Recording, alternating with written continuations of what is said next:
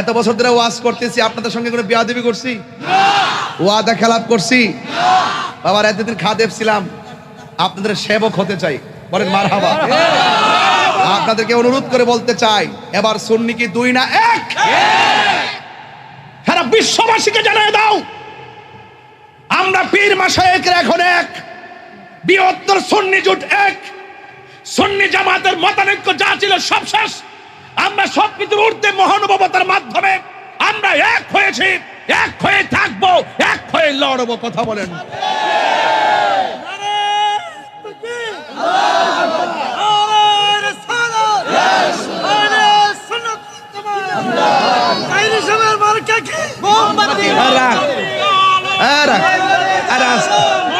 আরে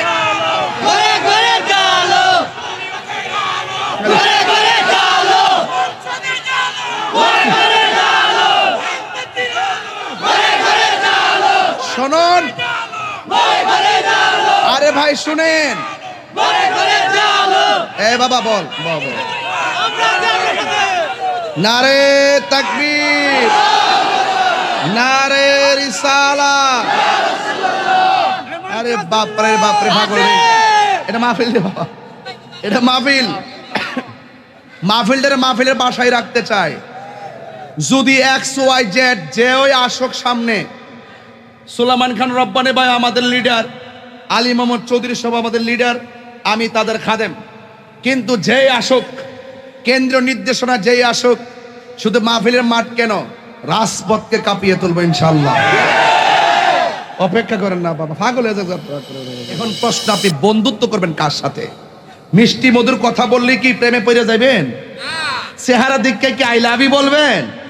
তার বংশ দেখতে হবে। কথা কোন ঠিক না বেঠে? সুদ্দিনকে প্রকাশ্য শহীদ করে দিয়েছে, আসামিরা দিব্য ঘুরে বেড়ায়, এরপরও তাদেরকে আমরা জুতা দিয়ে পিটাই নাই। তবে বিচার বাংলার জমিনে হবেই হবে ইনশাআল্লাহ। হবে কি হবে না? রাজি আছি না নাই? এই জন্য বলছি, হকের জন্য জীবন দেওয়ার ভিতরে বরকত আছে, আছে না নাই? কান চোখ খোলা রাখতে হবে, কারণ যারা বাজে কথা বলে, মন্দ কথা বলে, যারা অশ্লীল কথা বলে, মুখ দিয়া যা আসে তাই বলে, এদেরকে আল্লাহ যেহেতু পছন্দ করে না, চুনারঘাটের তাফসীর মাহফিল সার্থক। একটা ওয়াদা করব, ওই সমস্ত কাযযাব মুনাফিকদের সাথে চুনারঘাটের সুন্নিদের সম্পর্ক হতে পারে না। আরেক বেচারা ওয়াজ করতেছে, আপনারা যদি আমরা একটা ভোট দেন, 18 কোটি মুসল্লি নামাজ পড়লে যে সোয়াব, ওই সোয়াব আপনার আমল নামায় দেওয়া হইব। আবার আরেকজন এরাই বলতেছে, কয় আপনারা আল্লাহ পাক রব্বুল আলামিন আমাদেরকে জিতাইবার লাগে পাগল হয়ে গেছে। এরা হইল মুনাফিক। এরা কি মুনাফিক? এই সমস্ত মন্দ কথা যারা বলে, তাদেরকে আল্লাহ ভালোবাসে না। এটাই হলো আজকের ওয়াজের আমার মূল বিষয়। সূরা নিসার 148 নম্বর আয়াতে এটাই দেখছি। আমি বাগানটা ফারে আয়াতটা বাইর করছি, যদিও আমি দেখার সময় নাই। বাগানটা ফারিয়া বিষয়টা বাইরে মনে সন্ধ্যার সময় গেছি বিষয়টা কিতা, এরপরে পাঠাইছে মেসেঞ্জারে, বাইর করছি, লা ইউহিব্বুল্লাহুল জাহরা বিসুই মিনাল কওলি ইল্লা মান যুলিম। আল্লাহ রাব্বুল আলামিন এই পৃথিবীতে যারা মন্দ কথার প্রচার করে, কোন কথার প্রচার? যারা মন্দ কথার প্রচার করে তাদেরকে পছন্দ করে না। কথা বলেন ঠিক কি না বলেন? সুন্নিরা সব সময় সত্য প্রচার করে। কথা বলেন ঠিক কি না বলেন? এরপরে বলা হচ্ছে, যদি কেউ কাউকে জুলুম করে, যারা মজলুম হবে, যদি কেউ কাউকে জুলুম করে, ওই ব্যক্তি যদি তার জালেমের ব্যাখ্যা যদি মানুষের সামনে তুলে ধরে, এটাও অন্যায় হবে না, এটা ভিন্ন কথা। কারণ ওয়া কানা আল্লাহু সামিআন আলিমা, আল্লাহ সর্বশ্রোতা, আল্লাহ সর্বজ্ঞানী। চিৎকার মেরে বলেন না সুবহানাল্লাহ। তাহলে আয়াত সুন্দর, আয়াতটা খুব চমৎকার, যে তোমরা মন্দ কিছু প্রচার করো না।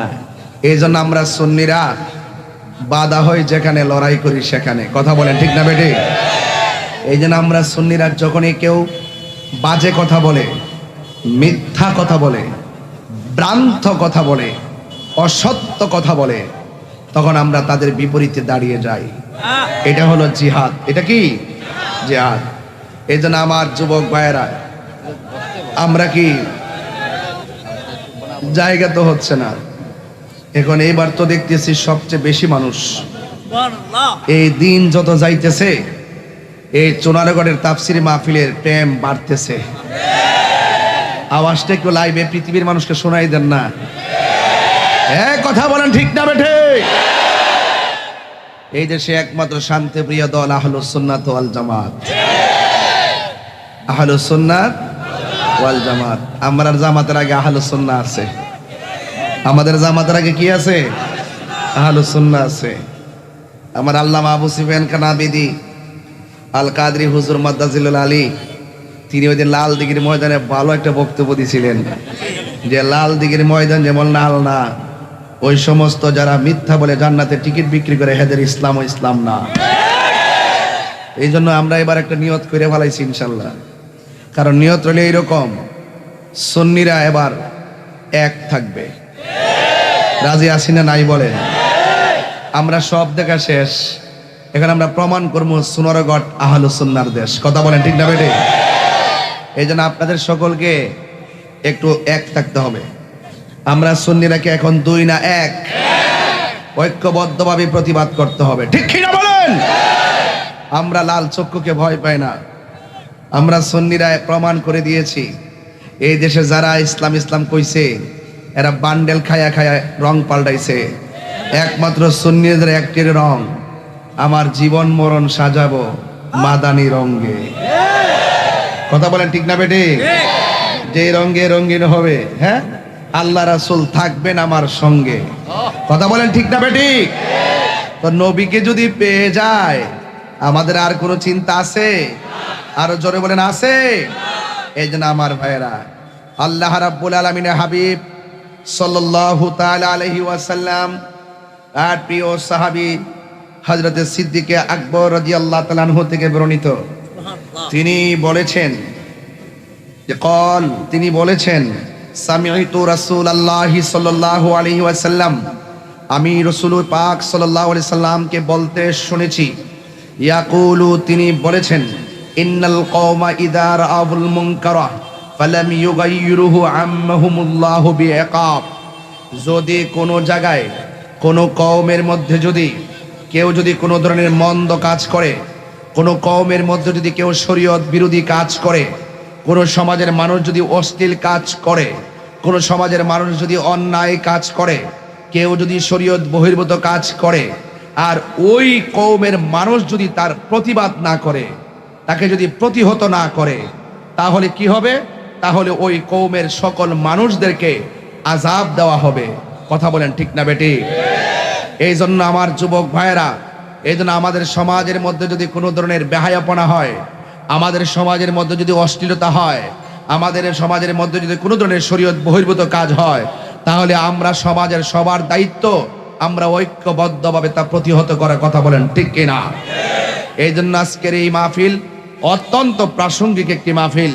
আল্লাহর হাবিব সাল্লাল্লাহু আলাইহি ওয়াসাল্লামের একজন প্রিয় সাহাবী আন আব্দুল্লাহ ইবনে মাসউদ রাদিয়াল্লাহু তাআলা হযরত আব্দুল্লাহ ইবনে মাসউদ রাদিয়াল্লাহু তাআলা আনহু থেকে বর্ণিত, তিনি বলেছেন, রাসূলুল্লাহ সাল্লাল্লাহু আলাইহি ওয়াসাল্লাম, রাসূল করিম সাল্লাল্লাহু আলাইহি ওয়াসাল্লাম বলেছেন, মান জাহাদাহুম বিয়াদিহি, যেই ব্যক্তি হাত দিয়ে তার শক্তি দিয়ে অন্যায়কে প্রতিহত করবে, ফাহুয়া মুমিন, সে হলো মুমিন। ওয়া মান জাহাদাহুম বিলিসানিহি, যেই ব্যক্তি কোনো অন্যায়কে জবানের কথার চেষ্টার মাধ্যমে সেটাকে প্রতিহত করবে, ফাহুয়া মুমিন, সে হলো মুমিন। ওয়া মান জাহাদাহুম বিকলবিহি, যেই ব্যক্তি অন্তর দিয়ে ওই সমস্ত মন্দ কাজকে প্রতিহত করবে, ফাহুয়া মুমিন, সেই ব্যক্তি মুমিন। লাইসা ওয়ারাআ যালিকা মিনাল ঈমানি হাব্বাতু খারদাল। আর এই সমস্ত বিষয় দিয়ে দেখার পরেও যেই ব্যক্তি কোনো ধরনের কি করে না, কোনো পদ্ধতির যেই কোনো একটা উপর আমি যে কথাগুলো বলেছি, এক নম্বর হাত দিয়া প্রতিহত করে না, জবান দিয়া প্রতিবাদ করে না, অন্তর দিয়া ঘৃণা প্রকাশ করে না, আপনারা আমার রাসূল বলতেছেন তাদের অন্তরের ভিতরে হাব্বাতু খারদাল, তাদের অন্তরের ভিতরে যাররা পরিমাণ ঈমান নাই। এই জন্য তার মানে বোঝা গেল, সমাজের মধ্যে যদি কোনো ধরনের অন্যায় হয়, আমার যদি সামর্থ্য থাকে আমাকে হাত দিয়ে প্রতিহত করতে হবে। আর যদি আমার হাত দিয়ে প্রতিহত করতে না পারি, তাহলে আমার জবানের ব্যবহারের দ্বারা, এটাকে কথার দ্বারা এটা প্রতিবাদ করতে হবে। এটাও যদি না থাকে, তাহলে আমার হৃদয় দিয়ে তাকে কি করতে হবে? নিন্দা জানাতে হবে। মান রাআ মিনকুমুল মুনকারান ফালইউগাইয়িরু বিয়াদিহি। যদি কোথাও যদি কোনো মানুষ দেখে এখানে মন্দ কাজ হচ্ছে, এখানে আমাকে হাত দিয়ে প্রতিহত করতে হবে। এখন কথা হলো একটাই, আমরা জবানে অনেক প্রতিবাদ করেছি, এখন সেই প্রতিবাদের দিন শেষ। এখন যদি কেউ আমাদের সঙ্গে গায়ে পড়ে, যদি আমাদের সমাজে যারা ইসলামকে প্রচার করেছেন, হককে প্রতিষ্ঠা করেছেন, সেই আল্লাহর ওলির বাজারকে যারা হাত দিয়ে ভেঙে দিয়েছে, আমরা জবান দিয়ে ওয়াজ মাহফিলে অনেক প্রতিবাদ করেছি। এখন আর প্রতিবাদ নয়, এখন প্রতিরোধ করতে হবে। কি করতে হবে? আরো বড় করে কি করতে হবে? প্রতিরোধ করতে হবে। আমরা তো হাদিসের ব্যাখ্যা জানি না, আমরা মনে করি কি যে না, তাইলে হয়তোবা এই কথাগুলো যদি বলি, তাহলে হয়তোবা মানুষ আমাদেরকে কি বলবে। না, আপনি যদি হক কথা বলতে পারেন, আপনারা আওয়াজ করে বলুন, হকের পক্ষে একজন আছেন, জবান খুলে বলুন, তিনি কে? যারা হক কথা বলে তারা মুমিন, যারা আল্লাহকে ভয় করে তারা মুমিন, যারা সাহস নিয়ে হকের জন্য দাঁড়িয়ে যায় তারা মুমিন। যদি হাত দিয়ে প্রতিহত না করে, জবান দিয়েও যদি কথা না বলে, আমার দেশের মানুষ দেখবেন অনেক সময় লিখতে যাইয়াও ভয় পায়, উচিত কথা, হক কথা, এটা বলা ফরজ, তারপরে লেখে না, ওই ডাব্লিউদের ডরে। কার ডরে? ডাব্লিউদের ডরে। এরা কখনোই আমাদের আপন ছিল না। কথা বলে ঠিক না ঠিক? এই জন্য আপনাদেরকে বলবো, যদি কেউ মন্দ প্রচার করে, আল্লাহ পাক মন্দ প্রচারকারীকে পছন্দ করে। আরো যারা মন্দ প্রচারকারীকে পছন্দ করে, হ্যাঁ, যদি কেউ অন্যায় কাজ করে, তাইলে কি আপনি চুপ করে বসে থাকবেন? অন্যায়টাকে আপনি তুলে ধরতে হবে। অন্যায়কে অন্যায় হিসাবে তুলে ধরাটাও একটা ঈমান। কথা বলেন ঠিক না বেটি? অন্যায়কে অন্যায় বলাও ঈমান। এই জন্য আজকের আলোচ্য বিষয় অত্যন্ত সামাজিকভাবে, ব্যক্তিগত জীবনে, পারিবারিক জীবনে অত্যন্ত প্রাসঙ্গিক। আপনি যদি এই মন্দকে মন্দ বলেন আর হককে প্রতিষ্ঠা করার জন্য যদি আমরণ সংগ্রাম চালু রাখেন, আল্লাহ রাব্বুল আলামিন কোরআনের মধ্যে আপনার পুরস্কারের কথা ঘোষণা করেছেন। আল্লাহ রাব্বুল আলামিন বলছেন, ইন্নাল্লাযীনা আমানু ওয়া আমিলুস সলিহাত, নিশ্চয়ই যারা ঈমান এনেছে এবং নেক আমল করেছে। নেক আমল কারে কয়? নেক আমল কি মানুষের গীবত করাকে বলে? তাহলে গীবতকে পরিত্যাগ করে যারা নেক আমল করেছে, লাহুম জান্নাতুন নাঈম, তাদের জন্য আছে নিয়ামতে ভরা জান্নাত। জোরে কন্যা সুবহানাল্লাহ। শুধুমাত্র তাই নয়, কয় খালিদিনা ফিহা, ওই জান্নাতের মধ্যে যারা চিরদিন থাকবে। ওয়াদাল্লাহু হাক্কান, আল্লাহ রাব্বুল আলামিন আল্লাহ পাক রাব্বুল আলামিন যে ওয়াদা দেন, এই ওয়াদাটা সত্য। ওয়া হুয়াল আসিসুল হাকিম, আল্লাহ রাব্বুল আলামিন পরাক্রমশালী, প্রজ্ঞাময়, বিজ্ঞানময়। এই জন্য অনুরোধ করে বলে দিয়ে গেলাম, আপনারা হককে হক বলবেন, একদিন তো মৃত্যুবরণ করতে হবে। আল্লাহ রাব্বুল আলামিন আরেকটা আয়াতে বলছেন, ইন্নাল্লাযীনা আমানু ওয়া আমিলুস সলিহাতি কানাত লাহুম জান্নাতুল ফিরদাউসি নুজুলা। আল্লাহ রাব্বুল আলামিন তিনি বলে দিয়েছেন, যারা ঈমান এনেছে, নেক আমল করেছে, তাদের জন্য রয়েছে, তাদের মেহমানদারির জন্য রয়েছে জান্নাতুল ফেরদাউস। চিৎকার মেরে বলেন সুবহানাল্লাহ। তাহলে আবার একটু বলুন তো দেখি, হককে হক বলার নাম ঈমান। বলেন, হককে হক বলার নাম ঈমান। মন্দকে মন্দ বলার নাম ঈমান। মন্দ কাজ দেখলে হাত দিয়ে প্রতিহত করার নাম ঈমান। মন্দ কাজ দিয়ে জবান দিয়ে প্রতিবাদ করার নাম ঈমান। অত মন্দ কাজ দেখলেন, হাত দিয়ে না পারলে, মুখ দিয়ে বলতে না পারলে, অন্তর দিয়ে হলো তাকে ঘৃণা করার নাম। এই তিনটার গুণের একটাও যদি আপনার না থাকে, আপনি মনে রাখবেন আপনার ভিতরে যাররা পরিমাণ ঈমান। নামাজ পড়লেই মুমিন হওয়া যায় না। কথা বলেন ঠিক না বেঠিক? নামাজ পড়লে কি মুমিন হওয়া যায়? এই জন্য আপনাদের আলোচ্য আজকের ফান্ডামেন্টাল ওয়ার্ড হলো, আমরা যা কিছুই করব একজনের সন্তুষ্টির জন্য। জবানটা খুলে বলুন, তিনি কে? এই আওয়াজে মানি না, জোরে বলুন, তিনি কে? সেই আল্লাহকে খুশি করতে কথা বললে তখন দুনিয়ার কাহারও পেশি শক্তি আমাদের সামনে দাঁড়াতে পারবে না। কেন? আল্লাহ রাব্বুল আলামিন বলছেন, ওয়ালামু আন্নাল্লাহা মাল মুত্তাকিন, তোমরা যখন আমি আল্লাহর জন্যই সব কিছুকে ডিলিট করে দিয়ে আমি আল্লাহর সন্তুষ্টির জন্যই তোমরা দাঁড়িয়ে যাবে, মনে রেখো ডানে বামে কেউ না থাকতে পারে, তোমাদেরকে প্রটেক্ট করার জন্য একজন রয়েছে। জবান খুলে বলুন তিনি কে? আর আওয়াজ করে বলুন তিনি কে? সেই রবের ইবাদত দরকার আছে না নাই? এক সাহাবী ডাক দিয়া বলতেছেন, ইয়া রাসূলুল্লাহ, আমাকে প্রতিবেশী কষ্ট দেয়। রাসূল বলেন, সত্যি কষ্ট দেয়? আল্লাহর হাবিব বললেন, তোমাকে কি সত্যি কষ্ট দেয়? কয়, জি কষ্ট দেয়। এখন প্রতিবেশী যদি প্রতিবেশীকে কষ্ট দেয়, এটা বড় কষ্ট। ঘরের পাশের মানুষটা যদি তার টিউবওয়েল থেকে পানি আনতে না দেয়, এটা বড় কষ্ট। ঘরের পাশের মানুষটা যদি রাস্তার বাধা দেয়, এটা বড় কষ্ট। কথা বলেন ঠিক কিনা? এই জন্য ভাইরা আমার, এক সাহাবী, এক লোক আমার নবীরে প্রশ্ন করলেন, ইয়া রাসূলুল্লাহ, আমাকে আমার প্রতিবেশী কষ্ট দেয়। আল্লাহর হাবিব বলেন, আমি যা বলি তা কি তুমি শুনবে? হ্যাঁ শুনবো। তাইলে তোমার ঘরের কিছু আসবাবপত্র তোমার ঘরের সামনে যে রাস্তায় আছে, এই রাস্তার মধ্যে আসবাবপত্রগুলো ফেলে রাখবে। এবার তিনি ফেলে রাখলেন। রাস্তা দিয়ে যেই যায়, কয় এগুলো ফালাইলা কেন? কয় এমনিতে ফালাইছি। তা আমাদের কি কষ্ট হয় না? আরেক প্রতিবেশী যাওয়ার সময় কয়, এগুলো রাস্তায় ব্যারিকেড দিলা কেন? আমাদের কি কষ্ট হয় না? কয় হ্যাঁ কষ্ট হয়। এরপরে আরেকজনকে, আমাদের কি কষ্ট হয় না? কয় হ্যাঁ কষ্ট হয়। এরপরে অনেক মানুষ জিজ্ঞাসা করে, তোমাকে তো কোনোদিন দেখলাম না রাস্তার ভিতরে এইভাবে ময়লা আবর্জনা অথবা ঘরের স্তূপগুলো ফেলে রাখতে, এবার কেন ফেলে রাখলা? কয় প্রতিবেশী আমারে কষ্ট দেয়, এই জন্য কষ্ট কি জিনিস এটা বোঝানোর জন্য আমি এগুলো ফালাইছি। এরপরে প্রতিবেশী তার কাছে এসে ক্ষমা চাইলেন। ক্ষমা চাওয়ার পরে বললেন, আমরা তোমার সাথে যে জুলুম করেছি, আমরা তোমার সাথে যে অন্যায় করেছি, সত্যিকার অর্থেই জুলুম করেছি, সত্যিকার অর্থেই অবিচার করেছি। ঠিক আছে, আমি তোমার জন্য, তুমি আমার জন্য। Man can not live alone. মানুষ একা থাকতে পারে না, মানুষ মানুষের জন্য। মানুষ কার জন্যে? মানুষ মানুষের জন্যে। এই জন্য আমার চুনারঘাটের মানুষ আজকে মানুষ হয়ে মানুষের তোরে কথা বলবেন। মানুষ, সত্যিকার মানুষ যারা, সত্যিকার আদর্শবান যারা, তাদের পাশে থাকলে থাকবেন কে? আল্লাহ। এই জন্য আল্লাহ রাসূলও খুশি হয়। এই জন্য প্রতিবেশীকে কষ্ট দেওয়া আল্লাহ রাসূল পছন্দ করে না।